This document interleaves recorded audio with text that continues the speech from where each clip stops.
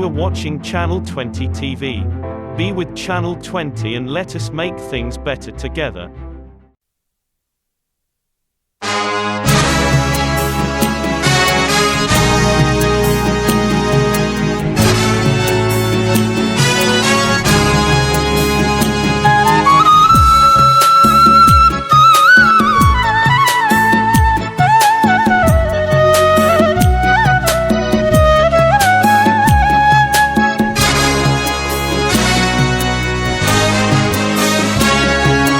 চার তর্জনী গর্জন করে ঘোষণা দিল স্বাধীনতা। আকাশে বাতাসে জল জল করে জ্বলছে আজ সে জাতির পিতা। চার তর্জনী গর্জন করে ঘোষণা দিল স্বাধীনতা। আকাশে বাতাসে জল জল করে জ্বলছে আজ সে জাতির পিতা।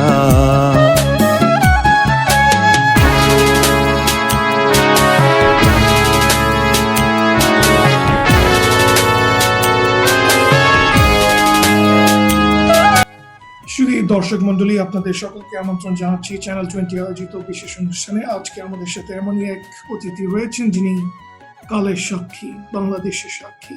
তিনি বাংলাদেশের জন্মের সাথে ওতপ্রোতভাবে জড়িত। তিনি কাছ থেকে দেখেছেন আমাদের মহান নেতা জাতির জনক বঙ্গবন্ধু শেখ মুজিবুর রহমানকে।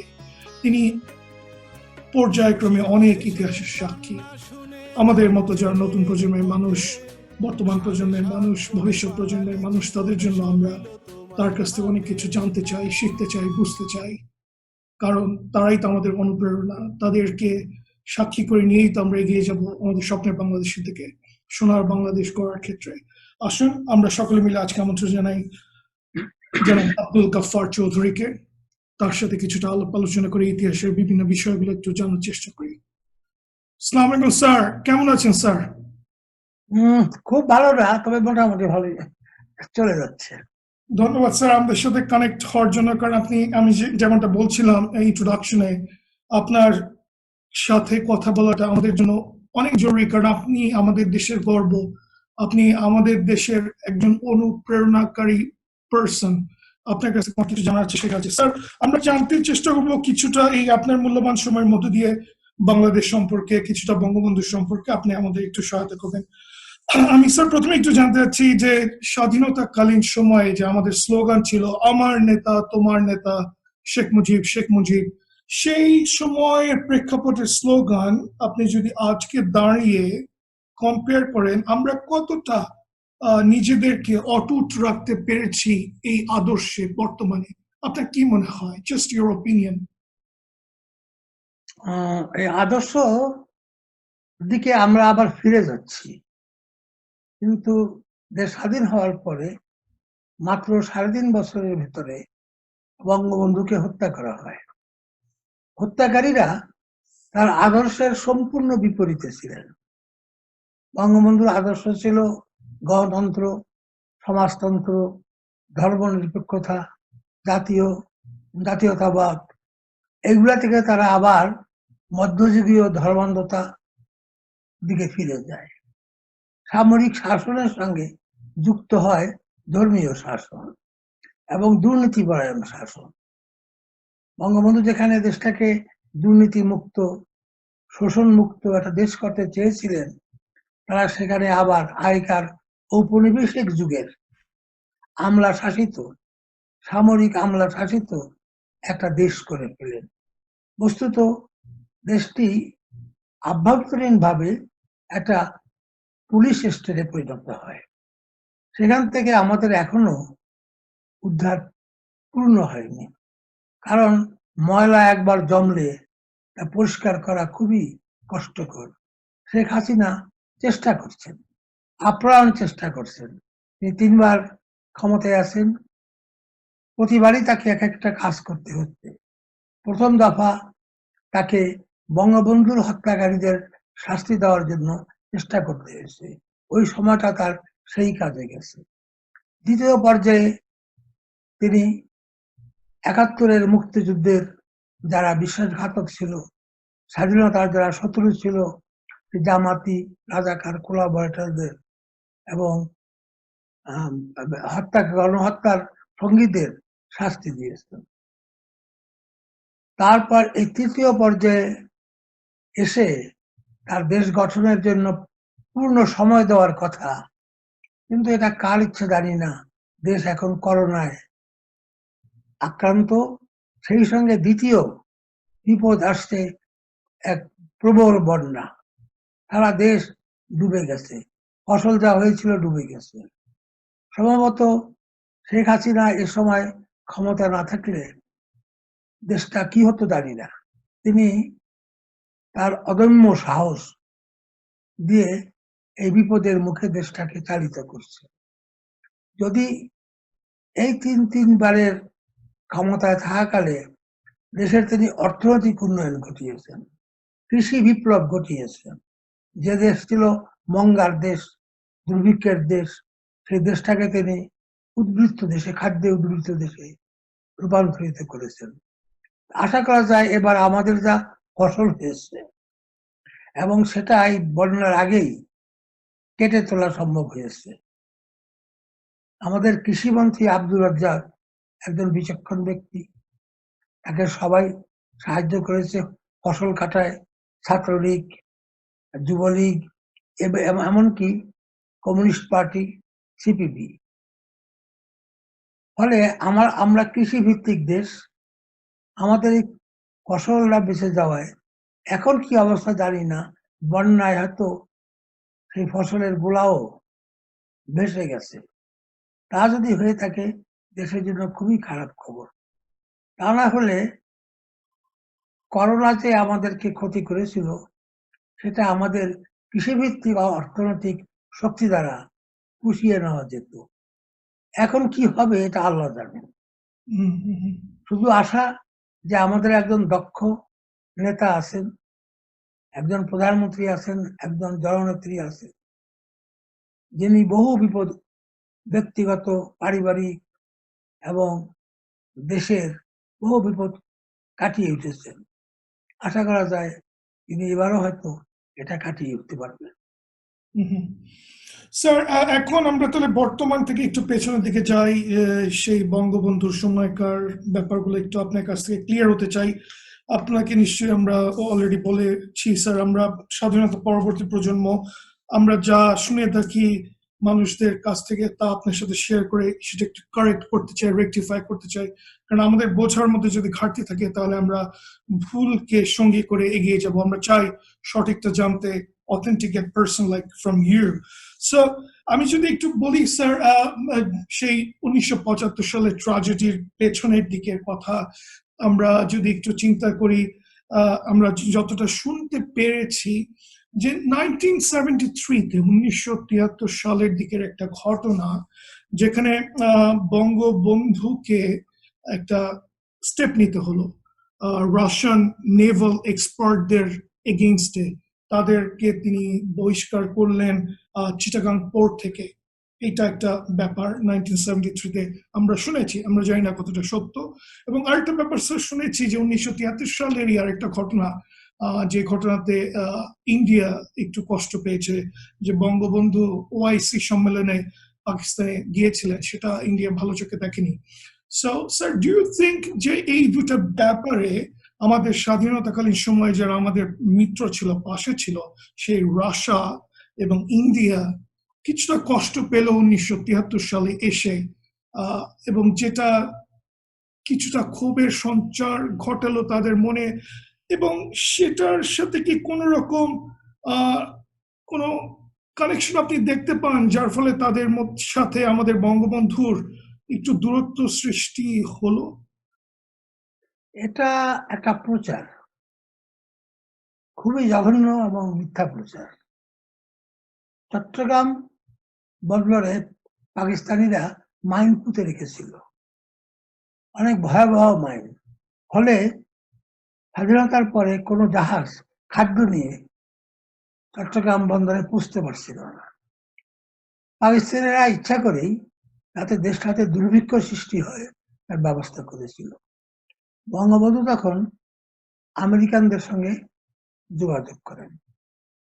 প্রথমে ভারতের সঙ্গে যোগাযোগ করা হয়, ভারত তাদের চিটাগাং বন্দরে এসে মাইন সরানো শুরু করে, কিন্তু তাদের দুটি জাহাজই ডুবে যায়, বিশ্বনাথ আর একটা জাহাজের নাম আমি ভুলে গেছি। তাদের ওই ক্ষমতা ছিল না অত মাইন সরানো। তখন আমেরিকাকে বঙ্গবন্ধু অনুরোধ করেন, কিন্তু আমেরিকা নানা টাল বাহানা শুরু করে এবং নানা রকম শর্ত দিতে শুরু করে। তখন বঙ্গবন্ধু রাশিয়ানদের সাথে যোগাযোগ করেন, রাশিয়ানরা সম্মত হয়, কিন্তু এখানে একটা চক্রান্ত ছিল। বঙ্গবন্ধুর সঙ্গে যেদিন রাশিয়ানদের কথা হয়, এটা গণভবনে কেউ টের পেয়েছিলেন এবং আমেরিকানদের জানানো হয়, এবং সেই ব্যক্তিটি কে তারপরে জানা গেছিল। কিন্তু এটা বঙ্গবন্ধু ধামাচাপা দেন তার নিজের সম্মানের জন্য। আমেরিকানরা এই খবর পাওয়ার সঙ্গে সঙ্গেই তক্ষুনি চলে আসে এবং অফার দেয় যে আমরাই এটা করব। রাশিয়ানদের বহিষ্কার করা হয়নি, রাশিয়ানদের প্রস্তাবটা বঙ্গবন্ধু সসম্মানে ফিরিয়ে দিয়ে আমেরিকানদের কন্ট্রাক্টর দেন। সুতরাং এখানে ভুল বুঝাবুঝির কোনো সম্ভাবনা ছিল না, কারণ ভারতকে প্রথমেই সুযোগ দেওয়া হয়েছিল চট্টগ্রাম বন্দর পরিষ্কার করার জন্য। তাদের দুটো জাহাজও ডুবে যায়। তারপরে প্রচারণা হয়েছে যে বঙ্গবন্ধুর 15ই আগস্টের যে হত্যাকাণ্ড, এটা রাশিয়ান এবং ভারত করেছে, এইটাকে প্রমাণ করার জন্য এই মিথ্যা প্রচার চালিয়েছে সিআইএ এবং এখনকার হত্যাকাণ্ডের সঙ্গে যারা জড়িত ছিল, পাকিস্তান, আপনাদের সৌদি আরবও কিছুটা, সবাই মিলে এটা হয়েছে। আচ্ছা স্যার, আরেকটা ব্যাপার আমরা শুনতে পেয়েছিলাম, বঙ্গবন্ধুর জীবনী যদি আমরা একটু অ্যানালাইসিস করি, দেখতে পাবো তিনি প্রচন্ড মানবতার পরিচয় দিয়েছেন পদে পদে পদে, এবং যথেষ্ট ত্যাগ তিতিক্ষা সহ্য করে এগিয়ে চলেছিলেন। তো স্যার, ওই যে যুদ্ধ পরবর্তী সময়ে আমরা যা শুনলাম আর কি, জাস্ট আপনার কাছে ক্লারিফাই করতে চাচ্ছি যে পাকিস্তান ফেরত বাঙালি অফিসারদের যখন ফিরিয়ে আনার সিদ্ধান্ত নিলেন আমাদের বঙ্গবন্ধু এবং তাদের আবার সেই প্রমোশন দিলেন, এতে কি আপনার মনে হয় এখানকার যারা ছিল তাদের সাথে সেই পাকিস্তান ফেরত অফিসারদের একটা কোনো মেন্টাল ক্ল্যাশের কি সৃষ্টি হয়েছিল, বা মনে মনে কি দুঃখ ছিল? এটি একটি বিষয়। আরেকটি কথা আমরা স্যার শুনি, যখন বঙ্গবন্ধু 1971-এ হি ওয়াজ অ্যারেস্টেড, তাকে নাকি জিজ্ঞাসাবাদ করার জন্য একজন বাঙালি অফিসারকে নিয়োগ দেওয়া হয় এবং সে নাকি হোসাইন মোহাম্মদ এরশাদ। তার মানে কথা কি তাহলে সেখানে দাঁড়ালো, যেই বঙ্গবন্ধু মহানুভবতার পরিচয় দিয়ে পাকিস্তান ফেরত লোকদের আনলেন, যেখানে এরশাদও ছিল, পরবর্তীতে তারাই সামহাও এনিহাও বুমেরাং হয়ে গেল আমাদের দেশের যারা এক্সিস্টিং অফিসার ছিল তাদের সাথে কি কোনো একটা দূরত্ব সৃষ্টি হলো কিনা? এটা সম্পূর্ণ ঠিক নয়। বঙ্গবন্ধু যেসব অফিসার তখন ফেরত গেলেন, আপনি মনে রাখবেন বাংলাদেশ স্বাধীন হওয়ার পরে দেশটা চালানোর মতো যোগ্য সামরিক ব্যক্তি, অসামরিক ব্যক্তি ছিল না। যারা দক্ষ ছিল তারা সবই ছিল পাকিস্তান আমলের। একটা কথা বলি, যে জেনারেল পরে হয়েছেন মেজর জিয়াউর রহমান মুক্তিযুদ্ধকালে কিছু গন্ডগোল করেন, ফলে তার মার্শাল ল কোর্টে বিচার হয়। তাকে বিচার হয়নি, বিচার হওয়ার কথা উঠেছিল, জেনারেল ওসমানী তাকে সরিয়ে ফেলেন যুদ্ধাবস্থা থেকে, এমনকি তাকে শাস্তি দেওয়ারও কথা হয়েছিল। তখন ভারতীয় জেনারেলরা জেনারেল ওসমানীকে পরামর্শ দেন যে আপনাদের সেনাবাহিনীতে মেজরের উপরে কোনো সেনা অফিসার নাই। পাকিস্তানিরা কাউকেই আপনার প্রমোশন দেয়নি। যেমন জেনারেল ওসমানী ছিলেন আইয়ুবের সমকালীন এবং সমান মর্যাদার, তাকে কর্নেল করে রাখা হয়েছিল, আর আইয়ুব তো ফিল্ড মার্শাল যুদ্ধ হয়েছে। সুতরাং জিয়াউর রহমানকে শাস্তি দেবেন না, যদি শাস্তি দেন যে স্বাধীন হওয়ার পরে আপনাদের সামরিক বাহিনী চালানোর মতো অফিসার থাকবে না। এই জন্য বঙ্গবন্ধু যেসব দক্ষ অফিসার ছিল, যারা পাকিস্তানে আটকে পড়েছিল, আমেরিকায় আটকে পড়েছিল, তাদেরকে তারা ফেরত আসার পরে উনি মনে করেছেন দেশ স্বাধীন হয়েছে, এরা সবাই স্বাধীনতার মিত্র হবে। এর ভিতরে যে কোলাবরেটর থাকবে, কুইসলিং থাকবে, এটা হয়তো উনি বুঝতে পারেননি। তারপরে সকলকেই চাকরি দিয়েছিলেন এবং পাকিস্তান ফেরত 40,000 বাঙালি সৈন্যকে কোনো ইয়া ছাড়া, স্ক্রুটিনি ছাড়া সেনাবাহিনীতে যুক্ত করে নিয়েছিলেন। এদের ভিতর থেকে যারা পাকিস্তানি মানা জেনারেল, যেমন জিয়াউর রহমান এবং তার সহযোগীরা, এরা দেখলো যে পাকিস্তানে যদি সামরিক শাসন চলতে পারে, বাংলাদেশে চলবে না কেন। এই তারা বঙ্গবন্ধুকে হত্যার পরিকল্পনা শুরু করে। তার সঙ্গে আওয়ামী লীগের একদল ডানপন্থী নেতা যেমন মুস্তাক, এরা জয়েন করেন।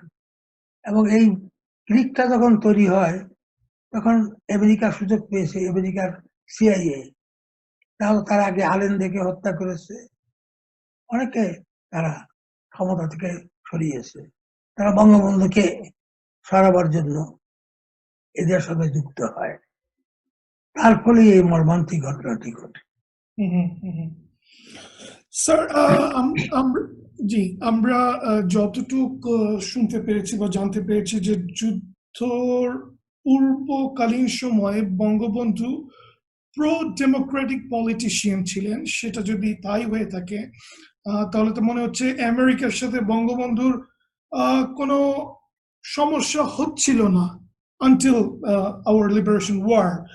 কিন্তু আমরা স্যার জানতে পারলাম যে নিক্সন, প্রেসিডেন্ট নিক্সন, সে সামহাও পাকিস্তানকে সাপোর্ট করলো, যার ফলশ্রুতিতে বঙ্গবন্ধু পরবর্তী সময়ে সাপোর্ট পেল রাশিয়ার কাছ থেকে এবং সে সমাজতন্ত্রের দিকে কিছুটা ঝুঁকলো। আমি যদি এইভাবে কোশ্চেনটা করি যে নিক্সন যদি সেই সময়ে পাকিস্তানকে সাপোর্ট না করতো, বাংলাদেশকে সাপোর্ট করতো, তাহলেও কি আপনার মনে হয় বঙ্গবন্ধু সমাজতন্ত্র, রাশিয়া এদের দিকেই ঝুঁকতেন, নাকি ঘটনা অন্যরকম হতে পারত? যদি আমেরিকা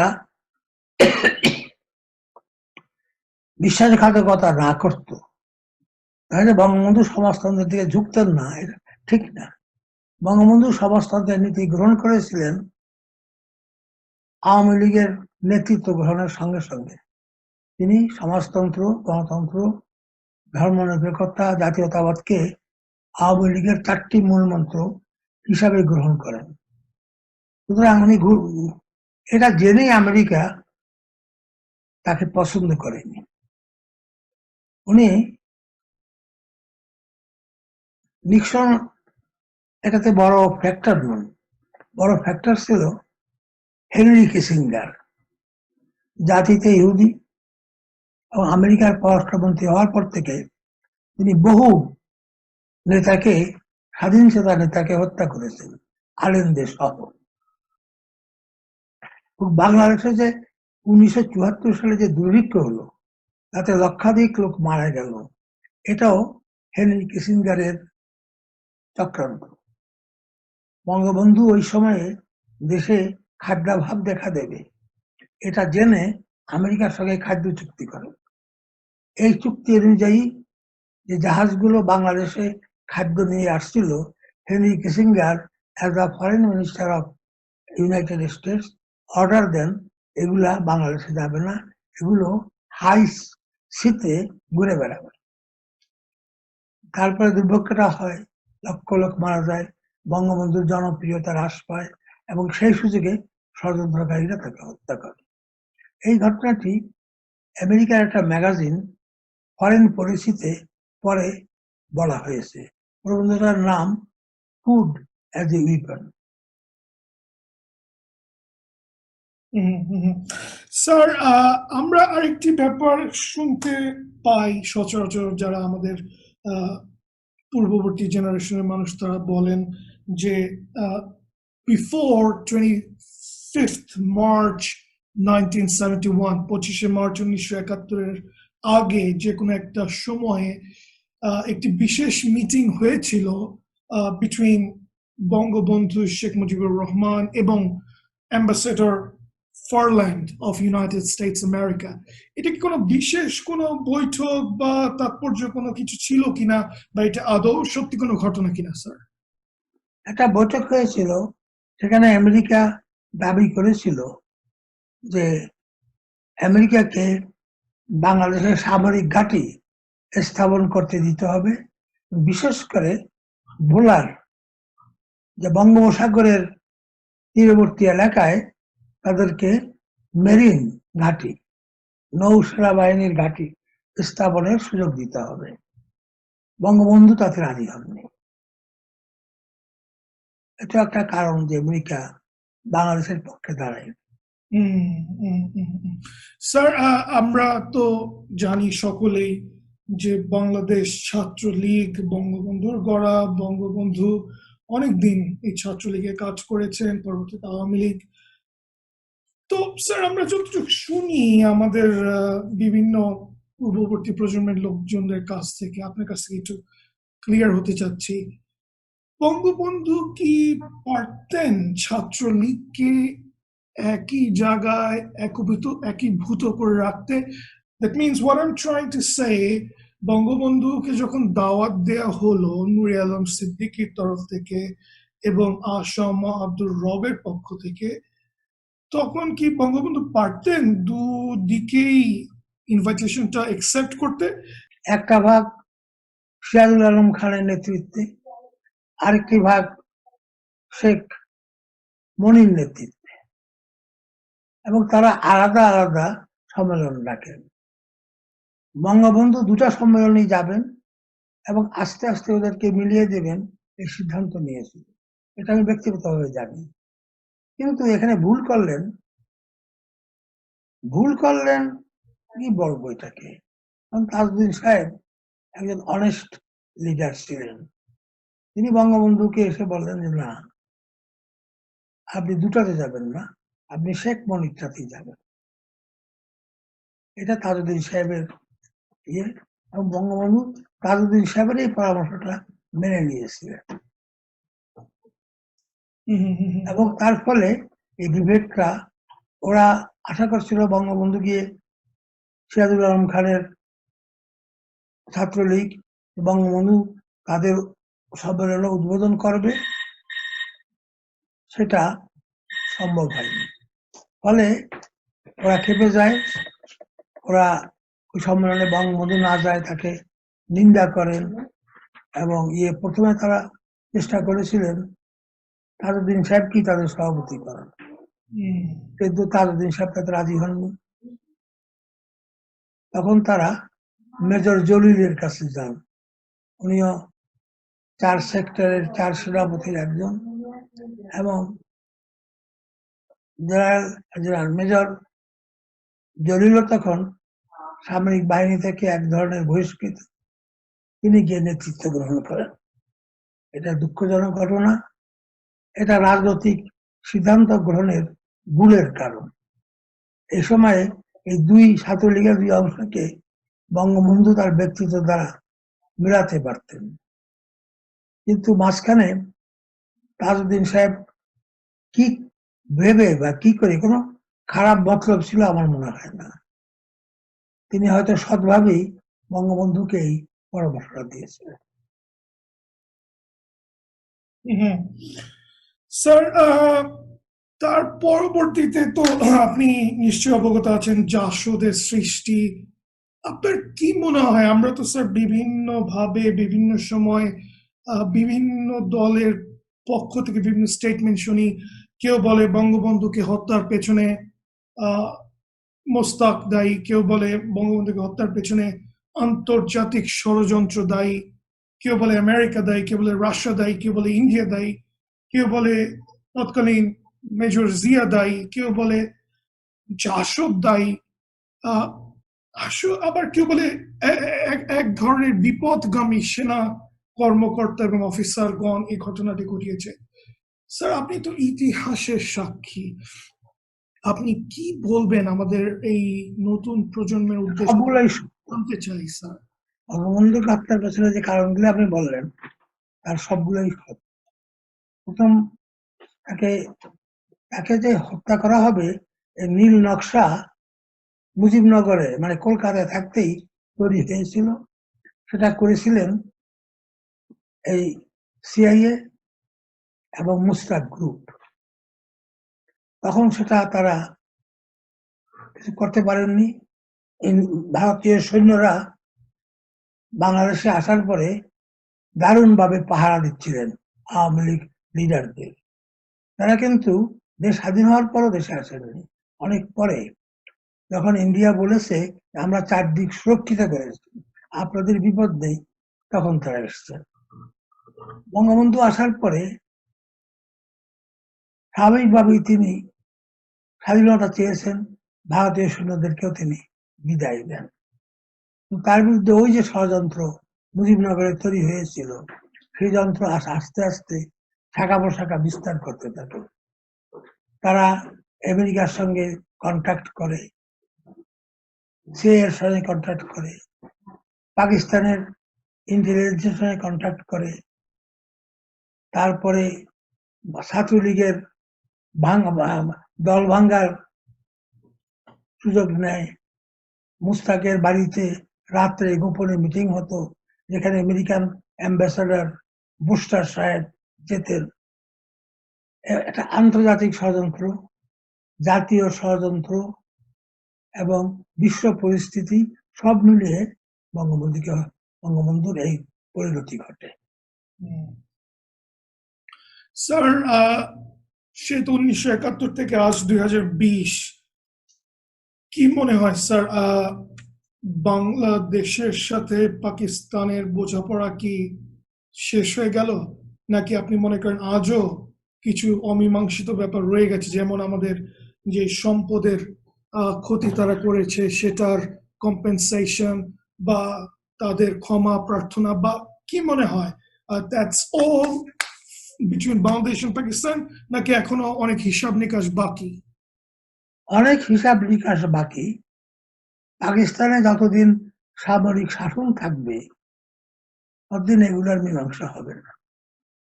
কিন্তু আশা করা যায় পাকিস্তানের বর্তমানে যে অবস্থা, সামরিক শাসন বেশি দিন টিকবে না। সেখানে প্রকৃত গণতান্ত্রিক শাসন আসলে তারা অবশ্যই বাংলাদেশের সঙ্গে সব বিবাদ মিটিয়ে ফেলবে। এখনই পাকিস্তানে শেখ হাসিনার পক্ষে বহু লোক দাঁড়িয়েছেন। তাদের টেলিভিশন আপনি যদি শোনেন তাদের কথাবার্তা, তাদের মিটিংয়ে আলোচনা যে টেলিভিশনে দেওয়া হয়, তারা বলে যে আমাদের পাকিস্তানের এই দুর্দিনে শেখ হাসিনার মতো একজন নেতা দরকার ছিল, এবং তারা যে ভুল করেছে 71 সালে, তাদের সেনাবাহিনী, পাকিস্তানিরা তো আর আমাদের এই হত্যাকাণ্ডের জন্য দায়ী না। পাকিস্তান বা পাকিস্তানিরা আমাদের উপর অত্যাচার করেনি, করেছে সেখানকার সামরিক জান্তা। সেই সামরিক জান্তাকে যদি শাস্তি দেওয়া হতো, বা তাদেরকে এখনো, যদিও সামনে তারা পুতুল প্রধানমন্ত্রী রাখছে, পেছনে দেশ চালাচ্ছে সামরিক বাহিনী, তাদেরকে যদি সরিয়ে দিয়ে পাকিস্তানের প্রকৃত গণতান্ত্রিক সরকার আসে এবং ভারতেও সাম্প্রদায়িক বিজেপির ক্ষমতায় না থেকে প্রকৃত গণতান্ত্রিক শক্তি আসে, তাহলে কিন্তু এই কাশ্মীর বিরোধ থাকবে না, ভারত পাকিস্তান বিরোধ থাকবে না, পাকিস্তান বাংলাদেশ বিরোধ থাকবে না, উপমহাদেশে একটা পরিপূর্ণ শান্তি আসবে। কিন্তু সেটা হতে দিচ্ছে না এই মার্কিন সাম্রাজ্যবাদ। এরা যেমন মধ্যপ্রাচ্যে মুসলমান দেশগুলোর ভিতরে বিবাদ বাঁধিয়ে রেখেছে, তেমনি উপমহাদেশেও তারা একই কাজ করছে। স্যার, আপনি তো নিশ্চয়ই অবগত আছেন আমাদের যুদ্ধ পরবর্তী সময়ে যারা আটকে পড়া পাকিস্তানি ছিল তাদের অপশন দেওয়া হয়েছিল তারা কি ফেরত যেতে চায় নাকি থাকতে চায়।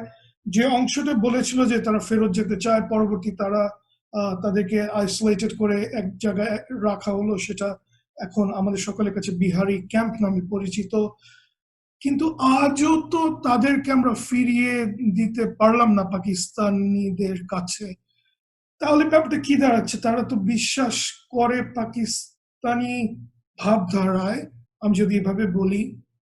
তারা যদি তারা এক্সপ্রেস করেছিল যে তারা পাকিস্তানে ফেরত যেতে চায়, কিন্তু রইতে গেল আমাদের স্বাধীন বাংলার মাতৃভূমিতে। তাহলে কি এটা বুমেরাং হয়ে যাচ্ছে না সামহাও? কারণ তারা তো এখানে বংশ পরম্পরায় রয়ে যাচ্ছে, আমাদের সাথে মিশে যাচ্ছে আমাদের সমাজে।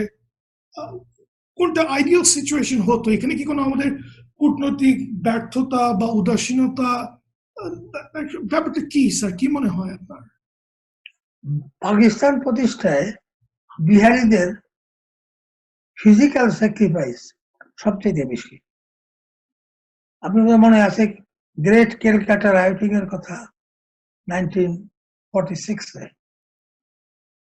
তখন বিহারে দাঙ্গা হয়েছিল, হাজার হাজার মুসলমান, বিহারি মুসলমান দেশ ত্যাগে বাধ্য হয়েছিল। তখন বাংলাদেশই তাদেরকে আশ্রয় দিয়েছিল। মোহাম্মদপুর, পাবনা, বিভিন্ন জায়গায় বিহারি কলোনি করা হয়েছিল। কিন্তু একটা দুর্ভাগ্যের বিষয়, এই বিহারিরা বাংলাদেশে এসে বাঙালিদের সঙ্গে ইন্টিগ্রেটেড হয়ে যেতে পারেনি, বাংলাদেশের কালচার, বাংলাদেশের ভাষা গ্রহণ করেননি। তারা একটা আলাদা কমিউনিটি, এই কমিউনিটির নাম ছিল মুহাজির। মুহাজির নামে একটা নতুন সম্প্রদায় গড়ে ওঠে। পাকিস্তানের সঙ্গে বাংলাদেশের যুদ্ধের সময়, স্বাধীনতার যুদ্ধের সময় এরা পাকিস্তানের পক্ষ নেয়, বহু বাঙালি হত্যা করে। অবশ্য বাঙালিরাও পরে আবার তাদের হত্যা করেছে। এরা সকলেই বলেছিল যে আমরা পাকিস্তানের মুসলমান এক জাতি, এই থিওরিতে বিশ্বাস করি, আমরা পাকিস্তানে ফিরে যাব। কিন্তু পাকিস্তান গভর্নমেন্ট তাদের ফেরত নেননি। অনেক দিন দরবারের পরে তারা কিছু বা বিহারিকে পাকিস্তানে নিয়ে গেছেন, তাদের অবস্থা ভালো না। অনেক বিহারি ভারতে পালিয়ে গেছে, যেখান থেকে তারা এসেছিল। ভারতে গিয়ে তারা পশ্চিমবঙ্গে এখন খুব শক্তিশালী। আর বাকি অংশ আছে, তাদের কিছু বাঙালিদের সঙ্গে মিশে গেছে এবং যাচ্ছে। এই কিন্তু যে বিহারি শরণার্থী শিবির, সেখানে তারা সরকার সাহায্য দিচ্ছে, জাতিসংঘ সাহায্য দিচ্ছে, তা সত্ত্বেও তাদের অবস্থা খুব ভালো না।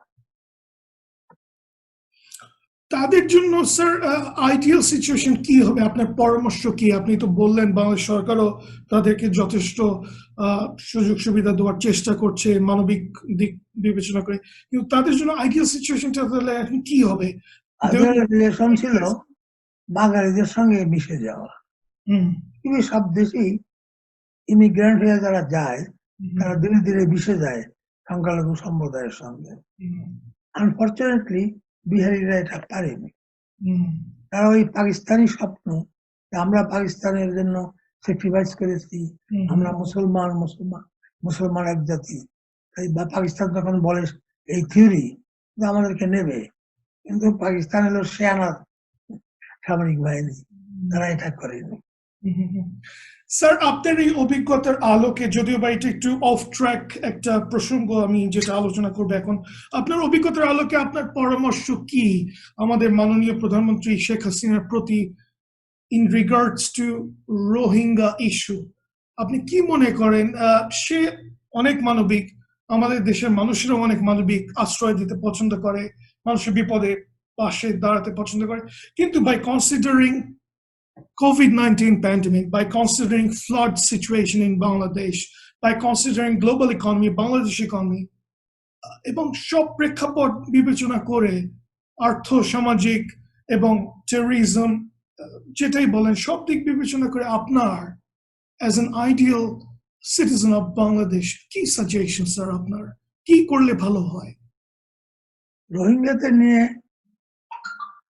শেখ হাসিনা যে নীতি অনুসরণ করছেন, এটা পারফেক্ট না হলেও কারেক্ট। কারেক্টের জন্য এরা কই যেত? ভারতে অসাম্প্রদায়িক সরকার থাকলে একটা স্থান হতো, সেখানে বিজেপি সরকার তাদের ঠেলে দিচ্ছে। এই অসহায় লোকগুলা কোথায় যাবে? তারা বাংলাদেশে এসছে এবং শেখ হাসিনা যতদূর সম্ভব কয়েক লক্ষ মানুষকে থাকার ব্যবস্থা করেছেন, তাও সাময়িকভাবে। শেখ হাসিনার আশা যে মিয়ানমার সরকারে, বিশেষ করে আউং সানের আবার সুমতি ফিরবে, এরা তাদের মানুষকে ফিরিয়ে নেবে। এটা হবে কি না আমার একটা সন্দেহ আছে। বাংলাদেশে যেরকম 5-7 লাখ বিহারি ফেরত যায়নি, ধীরে ধীরে বাঙালিদের সঙ্গে মিশে যাচ্ছে, রোহিঙ্গাদেরও মিশতে হবে। এটা হচ্ছে বহু দূরের কথা। হয়তো একদিন তারা সবাই এমনিতেই বাঙালি, আবার বাঙালি হয়েছে। কিন্তু মাঝখানে যেটা হয়েছে একটু বিপদের কথা। এটা হচ্ছে জামাত ইসলামী প্রচুর টাকা পয়সা খরচ করেছে এই কক্সবাজার থেকে শুরু করে আরাকান পর্যন্ত। এখানে তারা একটি বাংলাদেশের বিকল্প একটা স্বাধীন ইসলামী স্থান করতে চায়। বহু রোহিঙ্গাকে তারা এই কাজে, তাদেরকে কি বলবো, মানে মুরিদ করেছে তাদের। রোহিঙ্গাদের একটা বিরাট অংশ সাম্প্রদায়িক এবং ধর্মান্ধ। তারা বাংলাদেশে আসার পরে জামাতে ইসলামী আশা করছিল তাদেরকে ভোটার করে ভোটে বাংলাদেশ সরকারকে বিব্রত করবে, আর সন্ত্রাস দ্বারা কক্সবাজার থেকে শুরু করে আরাকান পর্যন্ত একটা স্বাধীন আরাকান মুসলিম স্টেট করবে। হাসিনা সরকার অত্যন্ত বুদ্ধিমত্তার সঙ্গে এই এদের ভোটার হতে দেননি, আশ্রয় দিয়েছেন কিন্তু ভোটার হতে দেননি। তাও চুরি চামারি করে এরা অনেকে ভোটার হয়েছে। অনেকে হজ করতে যায় বাংলাদেশের পাসপোর্ট জাল করে। এদের সমাধান দেরি হবে।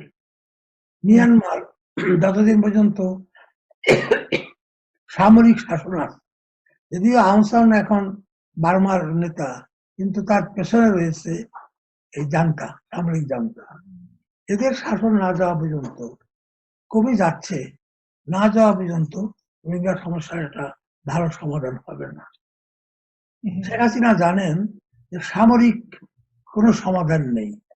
যদি বার্মার সঙ্গে বাংলাদেশের যুদ্ধ হয়, দুটা দেশই বিপর্যস্ত হবে, কেউ জিতবে না, সমস্যার সমাধানও হবে না। তিনি যে নিয়েছেন গো স্লো বাট স্টেডি, আমার মনে হয় এটা একটা ভালো সিদ্ধান্ত। স্যার, আমরা যদি একটু আপনাকে বলি, এটা যদিও আপনার জন্য একটু ইমোশনাল হতে পারে, একটু কম্পেয়ার, আপনি কি মনে করেন আমাদের বর্তমান প্রধানমন্ত্রী, মাননীয় প্রধানমন্ত্রী শেখ হাসিনা, তিনি কি তার পিতার আদর্শ অনুযায়ী সেই রাজনৈতিক ফিলসফি, ডাইমেনশন, অ্যাপ্রোচকে ফান্ডামেন্টালি বিশ্বাস করে এগিয়ে যাচ্ছেন, নাকি আপনি তার রাজনৈতিক অ্যাপ্রোচে পরিবর্তন দেখতে পাচ্ছেন? কেননা সমালোচকরা তো প্রায় বলে বা বলে থাকে এই বাংলাদেশের প্রধানমন্ত্রী ধর্মীয় রাজনৈতিক গোষ্ঠীর সাথে একসাথে কাজ করতে চাচ্ছে, একসাথে কাজ করছে, তাদেরকে অ্যাপ্রিশিয়েট করছে, পেট্রোনাইজ করছে। আপনি কি বলবেন? From your perspective, is she carrying the same legacy of Bangabandhu Sheikh Mujibur Rahman, or she is adding some added value dimension in politics? আপনার কি মনে হয়? আমার কথা হচ্ছে, রোহিঙ্গা সমস্যার মতো Sheikh Hasina is not perfect, but at the present time her policy is correct. বিশ্ব বঙ্গবন্ধু যদি আজকে বেঁচে থাকতেন, তাহলে তিনি যে আদর্শের কথা বলতেন তাতে স্থির থাকতেন না, তাকে অনেক চেঞ্জ হয়ে আসতে হতো। বিশ্ব পরিস্থিতি বদলে গেছে। আগে বাইপোলার ওয়ার ছিল, এখন বাইপোলার নেই। এখন সমাজতান্ত্রিক রাষ্ট্রগুলোর পতন হয়েছে, সোভিয়েত ইউনিয়নের পতন হয়েছে, চায়না ক্যাপিটালিজমের পথ ধরেছে। এই যে সাংঘাতিক রকমের বিশ্ব পরিস্থিতির পরিবর্তন, এই পরিবর্তনের সঙ্গে বাংলাদেশকে খাপ খাইতে হতো। এখানে আমি একজন সোশ্যালিস্ট রাষ্ট্র, আমি অমুক রাষ্ট্র, এই আদর্শের কথাটা ধরে রাখা যেত না। বঙ্গবন্ধু যদি বেঁচে থাকতেন তাকে এই পরিবর্তনগুলা করতে হতো। তার মেয়ে আদর্শবাদী, একই সঙ্গে রিয়ালিস্টিক, বাস্তববাদী। তার ফলে তিনি এই পরিবর্তনগুলা ঘটিয়ে ক্ষমতায় আছেন, তা নইলে থাকতে পারতেন না। আরেক কথা, থাকতেও পারতেন না, তাকে বঙ্গবন্ধুর মতো হত্যা করা। বহুবার চেষ্টা হয়েছে, গ্রেনেড হামলা, 19 বার তার জীবনের উপরে হামলা হয়েছে। এর ভিতরে একটা বৈরী সামরিক বাহিনী, একটা বৈরিক আমলাতন্ত্র সঙ্গে নিয়ে তিনি যে পর্যন্ত এগিয়েছেন, এটা আমার কাছে বিস্ময়কর মনে হয়।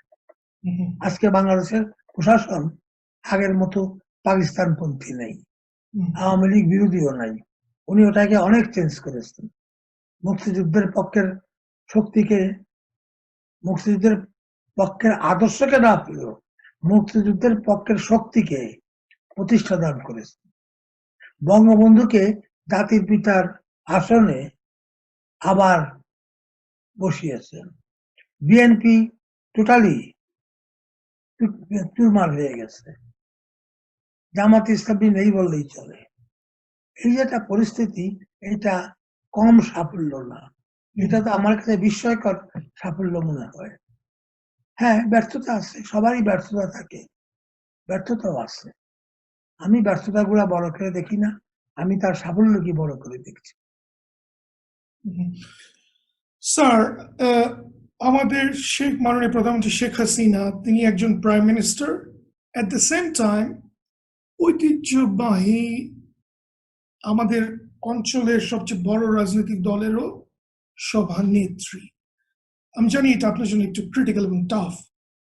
If I request you to measure her performance as a leader of Awami League এবং as a prime minister, কি মনে হয় আপনার? সে কি সমান তালে দুদিকেই ভালোভাবে এগিয়ে যাচ্ছেন, নাকি আপনি তাকে কিছু পরামর্শ দিতে চান আর একটু কোনো দিকে বিশেষ নজর দেবার জন্য?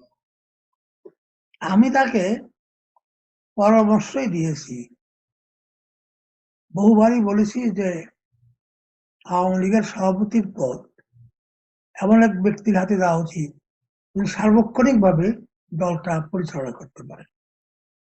তা না হলে আওয়ামী লীগের ভিতরে এই বাইরের শক্তি, এনিমি যারা, তারা ঢুকে পড়বে।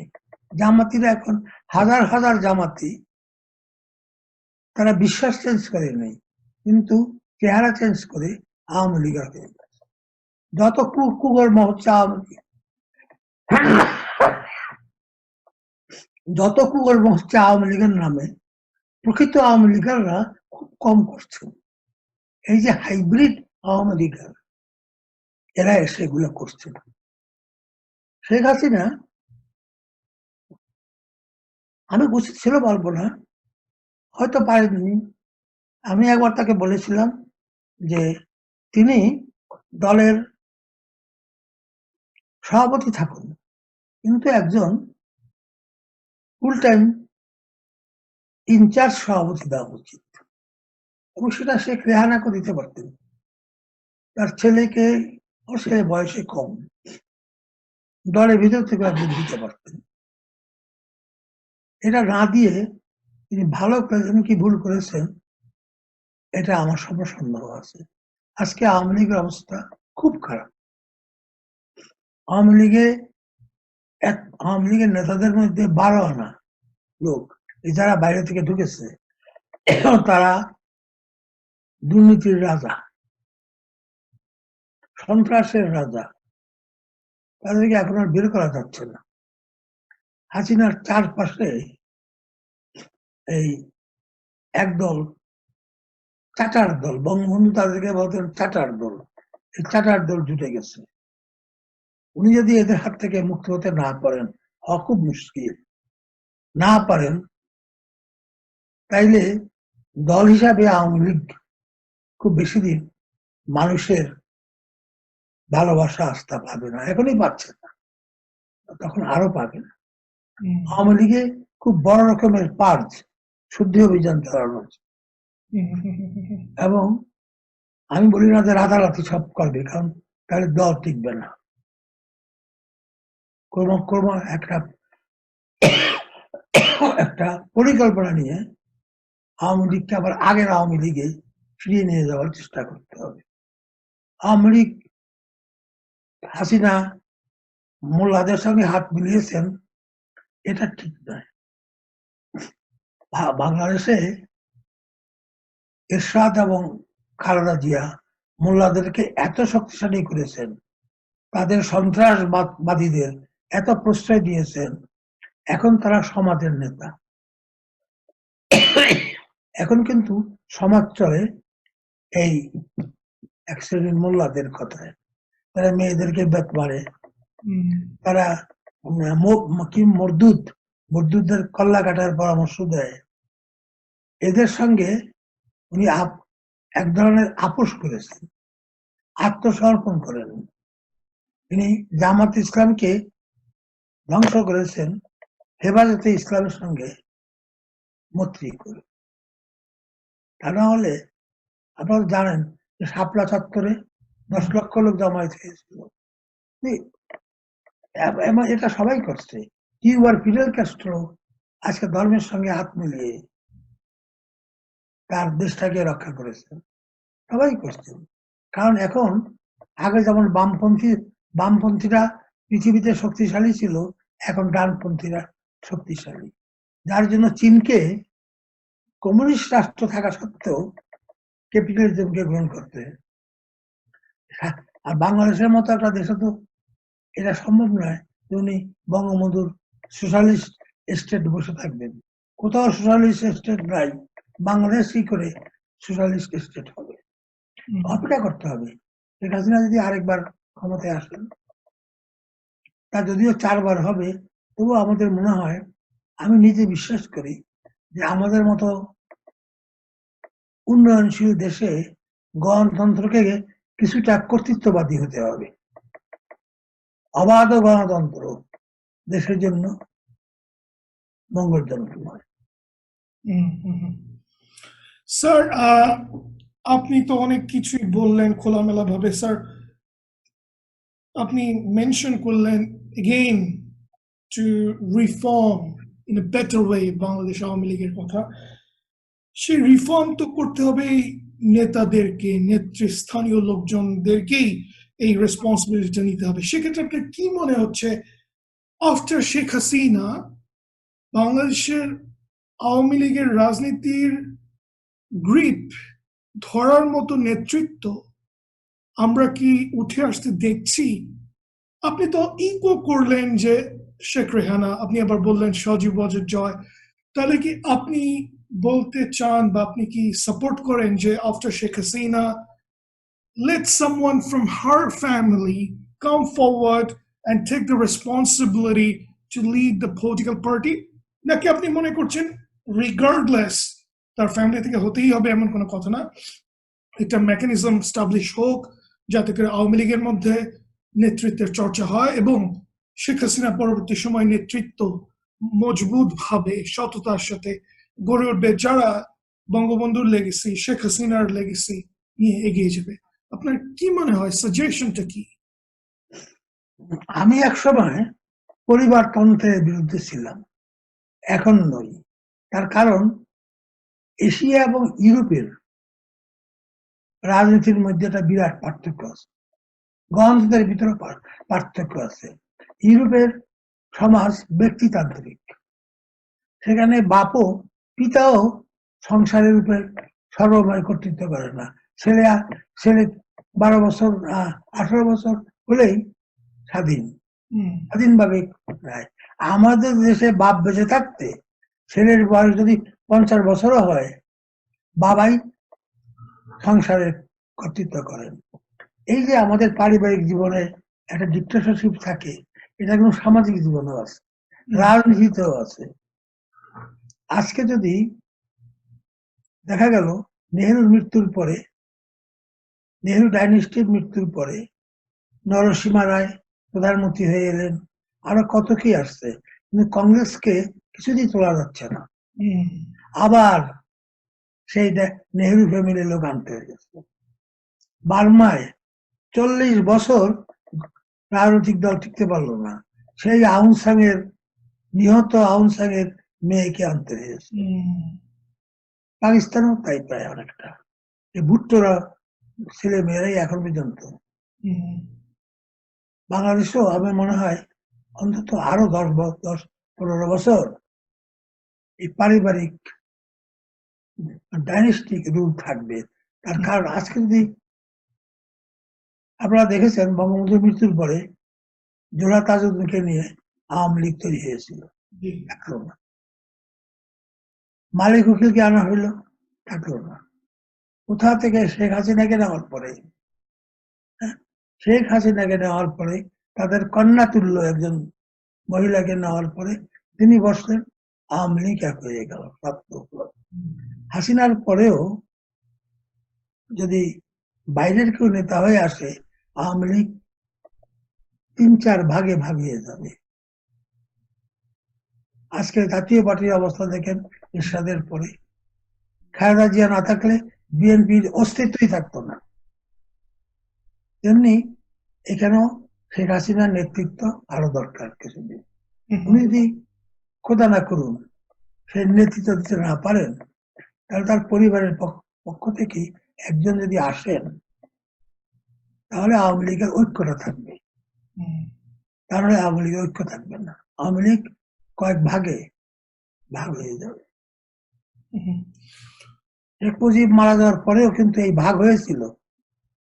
সরোয়ার্দী আওয়ামী লীগ, অমুক আওয়ামী লীগ নামে পার্টি গঠিত হয়েছিল, কিন্তু হাসিনা আসার পরে সব ভেঙে যায়। এই জন্য আমার মনে হয় যে শেখ হাসিনার উচিত তার পরিবারের ভিতর থেকে কাউকে ট্রেনিং দেওয়া। এটা তিনি দিচ্ছেন না।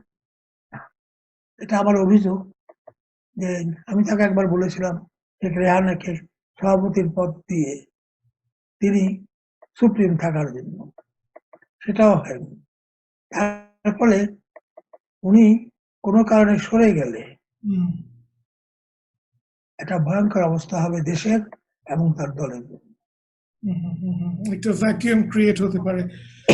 আমি আওয়ামী লীগ নিয়ে না, আমি ওভারঅল বাংলাদেশের রাজনীতির দলগুলোর ব্যাপারে যদি আপনাকে জিজ্ঞেস করি, কি মনে হয় স্যার, ওভারঅল পলিটিক্স এর ব্যাপারে এখন বর্তমানে বাংলাদেশে আপনি কি লক্ষ্য করেন? তারা কি আদর্শ ভিত্তিক রাজনীতিতে ডিভোটেড, নাকি তারা ভোটের রাজনীতিতেই এখনো রয়ে গেল? আমি আওয়ামী লীগ বলছি না, আমি সব ওভারঅল বাংলাদেশের কোয়ালিটি অফ পলিটিক্স নিয়ে যদি একটু আপনাকে বলতে বলি। আদর্শটা এখন নেই আসলে, ওটা খোলসের মতো আছে। এখন ভোট ভিত্তিক রাজনীতি, ক্ষমতার জন্য, ভোটের জন্য। যখন বিএনপির থেকে ইলেকশনে নমিনেশন না পেলে আওয়ামী লীগে চলে আসে, আওয়ামী লীগের নমিনেশন না পেলে বিএনপিতে চলে যায়। আদর্শটা কোথায়? এখানে ভোট। বাংলাদেশের নব্যজনীরা শেখ খালেদাকে সাপোর্ট দিত, যেই শেখ হাসিনা পাওয়ারে আসছেন এবং তারা বুঝতে পেরেছেন যে শেখ হাসিনা নড়ানো যাবে না, তখন তার দিকে একেবারে দল বেঁধে আসছেন। এই যে বঙ্গবন্ধুর জন্মদিবস, জন্ম শতবার্ষিকী পালনের যে ঘটা, মানে মনে হলো বাংলাদেশের 18 কোটি লোকের 18 কোটি বঙ্গবন্ধুর প্রেমে অন্ধ। এটা তো সত্য না। আজকে যদি আওয়ামী লীগ ক্ষমতা থেকে সরে যায়, শেখ হাসিনা না থাকেন, এইসব বঙ্গবন্ধু প্রেমিকদের কোথাও খুঁজে পাওয়া যাবে না। এই বাস্তবতাটা স্মরণ রেখেই শেখ হাসিনার উচিত হবে তার পরবর্তী একটা নেতৃত্ব তৈরি করে দেওয়া, দলের ভেতর থেকে হোক কি দলের বাইরে থেকে হোক। সরোয়ার্দী যেমন নিজের ছেলে মেয়েদেরকে নেতৃত্বে আনেননি, তিনি শেখ মুজিবুর রহমানকে তৈরি করেছিলেন।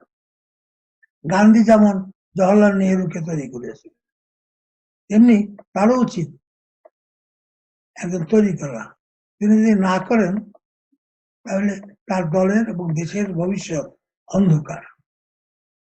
আপনি দেখেন ফজলুল হক সাহেব কত বড় জনপ্রিয় নেতা ছিলেন। তিনি তার কৃষক প্রজা পার্টিকে, মুসলিম লীগকে হারিয়ে দিয়ে তার কৃষক প্রজা পার্টি ক্ষমতায় আসে। সেই ব্যক্তি তার দলের কোনো নেতৃত্ব তৈরি করে যাননি, ফলে সেই দলের নাম গন্ধ কোথাও পাবেন না। কিন্তু সরওয়ার্দী তার পরবর্তী নেতা তৈরি করেছিলেন।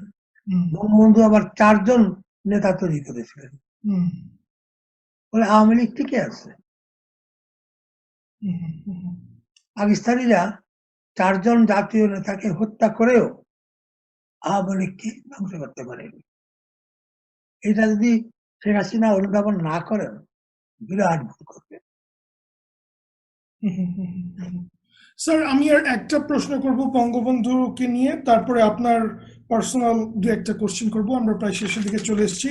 স্যার, আপনি যেহেতু 4 নেতার কথা বললেন, আমাদের জাতীয় 4 নেতার কথা, একদম আপনার মনের থেকে আমরা আপনার অভিজ্ঞতার আলোকে একটু জানতে চাই, কি মনে হয়, how was the chemistry among this 5 stars, Bangabandhu এবং আমাদের 4 নেতা, তাদের কেমিস্ট্রি কেমন ছিল? কারণ আপনি নিশ্চয়ই অবগত আছেন, আমাদের যারা সর্বদা সমালোচনা করে, যারা আমাদের দেশের সমালোচনা করে, যারা আমাদের আওয়ামী লীগের সমালোচনা করে, যারা শেখ হাসিনার সমালোচনা করে, তারা always they try to create a clash even by comparing Bangabandhu এবং তাজউদ্দিন আহমেদ অথবা তার প্রিয় those 4 leaders. আপনি কি বলবেন, how was the real chemistry among them? তারা, এই 4 জাতীয় নেতা, তারা বঙ্গবন্ধুর অন্ধ অনুসারী ছিলেন। তাদের নিজেদের ভিতরে নেতৃত্বের প্রতিযোগিতা ছিল। যেমন তাজউদ্দিন চাইতেন নেতৃত্ব, সৈয়দ নজরুলও চাইতেন নেতৃত্ব, খন্দকার মুস্তাফও চাইতেন নেতৃত্ব।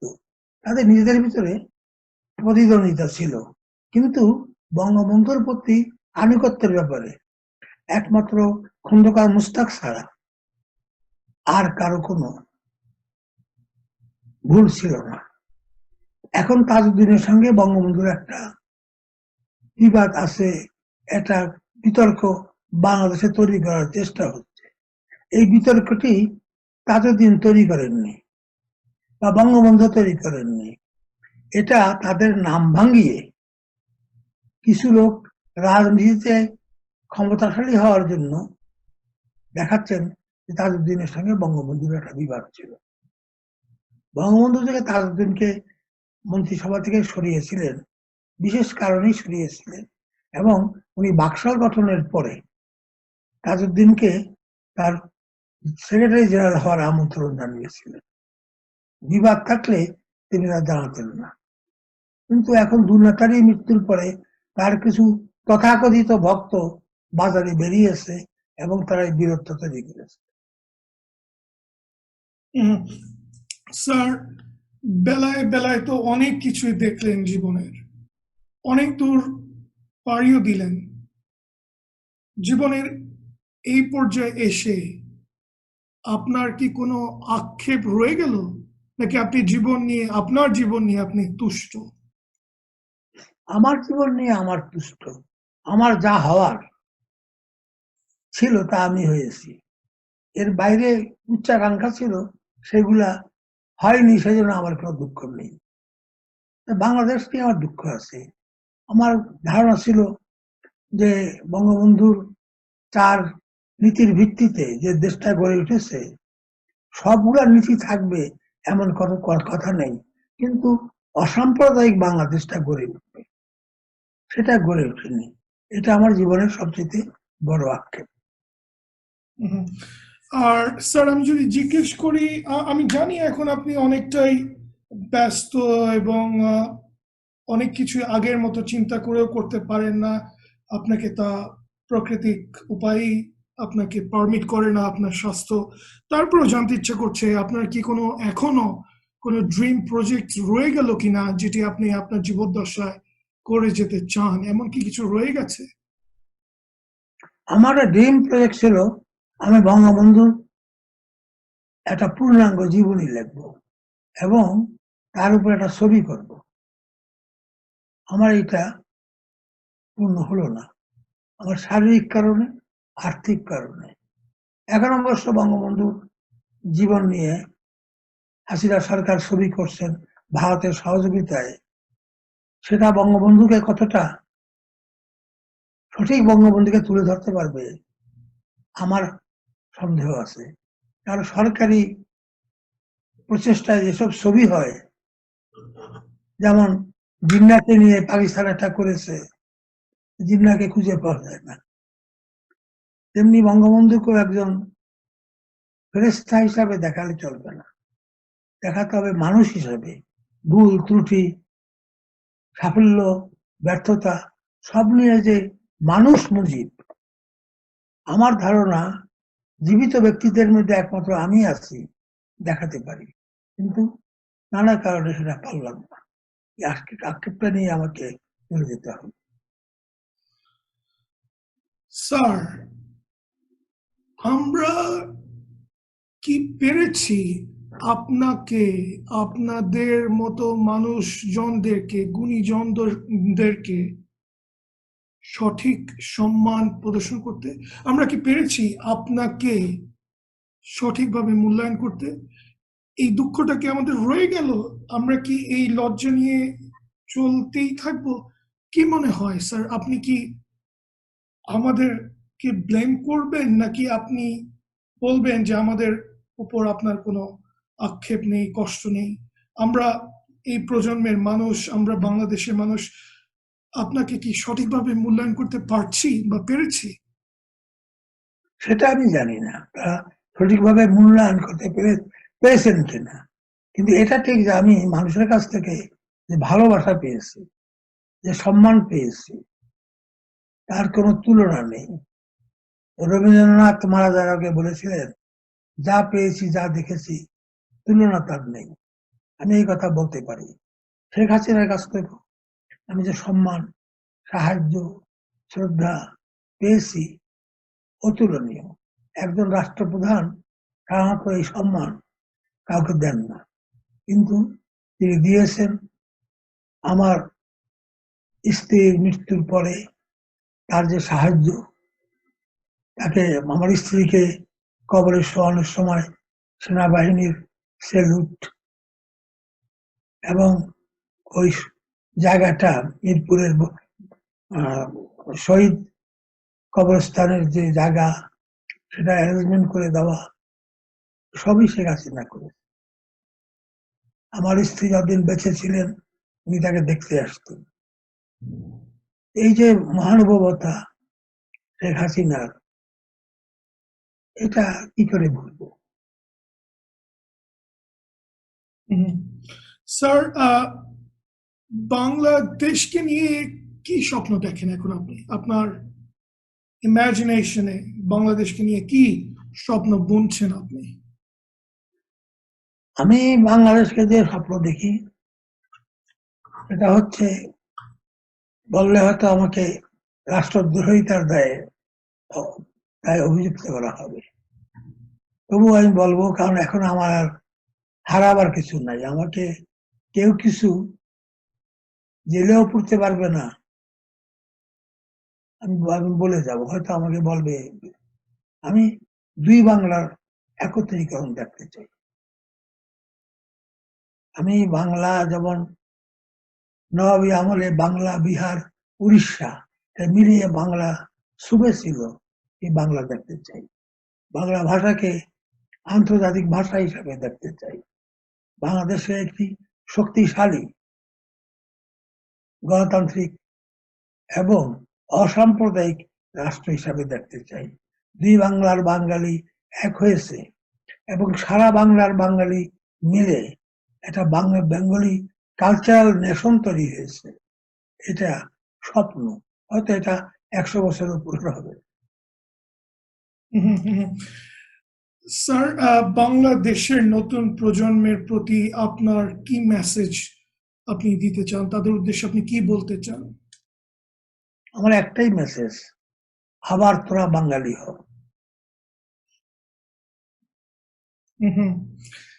স্যার, আপনি তো দেশে বিদেশে বিভিন্ন জায়গায় ঘুরে বেরিয়েছেন, আপনার অভিজ্ঞতা অনেকবার, বহুবার আপনি মিডিয়া ফেস করেছেন, ইন্টারভিউ দিয়েছেন। খুব জানতে ইচ্ছে করছে আপনার একদম অনেস্ট ওপিনিয়ন। কেমন লাগলো আজকে আমাদের এই চ্যানেল 20 সাথে সময় আপনি শেয়ার করে আপনার কেমন লাগলো স্যার?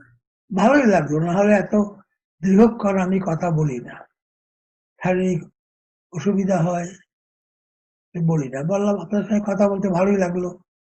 তারপর রিয়াদের মতো জায়গায়, সৌদি আরবে, ওখানকার বাঙালিদের মধ্যে যদি কথাগুলো প্রচারিত হয় তাহলে অন্তত পক্ষে খুশি হব। ধন্যবাদ স্যার। আপনি দোয়া করবেন আমাদের জন্য। আমরা স্যারের কথার সাথে সুর মিলিয়ে বলতে চাই, আসুন আমরা সকলে আরো মানবিক হই, প্রকৃত অর্থে নিজেদেরকে বাংলাদেশী হিসেবে গড়ে তুলি, বাংলাদেশকে আরো ভালো করে বোঝার চেষ্টা করি, ইতিহাসকে আলিঙ্গন করে সামনের দিকে এগিয়ে যাই। তবেই আমরা নিজেরা ভালো থাকবো, আমাদের দেশ ভালো থাকবে, আমরা আমাদের স্বপ্নের সোনার বাংলা করে তুলতে পারবো, এই প্রত্যাশা। আপনাদের আশাবাদের অংশীদার। জি, সবাইকে শুভেচ্ছা জানিয়ে অনুষ্ঠান শেষ করছি। সকলকে আমার অভিনন্দন। ধন্যবাদ স্যার। যে যেখানে আছে ভালো থাকুন, জি, আল্লাহ আপনাদেরকে ভালো রাখুন। Thank you sir. গলেছ বিশ্বে নব ইতিহাস, গলেছ বিশ্বে তুমি সে মহান নেতা, তুমি সে মহান নেতা যার তর্জনী গর্জন করে ঘোষণা দিল স্বাধীনতা। আকাশে বাতাসে জল জল করে জ্বলছে আজ সে জাতির পিতা।